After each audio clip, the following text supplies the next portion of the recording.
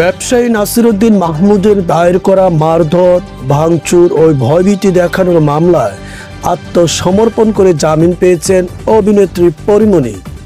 সোমবার ঢাকার senior judicial magistrate Mohammad জুনাইদের আদালত শুনানি শেষে জামিনের এই আদেশ দেন।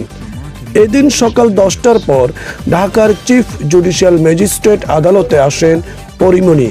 তার পক্ষে অ্যাডভোকেট নীলাঞ্জনা রিফাত সুরভি জামিন চেয়ে আবেদন করেন। এর আগে রবিবার মামলাটির চার্জ শুনানির জন্য ছিল, তবে পরীমনি ও তার costume designer Junaid Baghdadi Jimmy আদালতে হাজির হননি। তাদের পক্ষে সময় আবেদন করা হয়।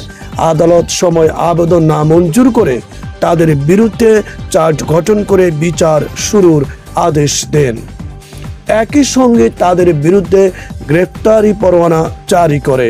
উল্লেখ্য, 2022 সালের 6 জুলাই চিত্রনায়িকা পরীমনি ও তার কস্টিউম ডিজাইনার জুনায়েদ বগদাদি জিমির বিরুদ্ধে আদালতে মামলাটি করেন ব্যবসায়ী নাসিরউদ্দিন।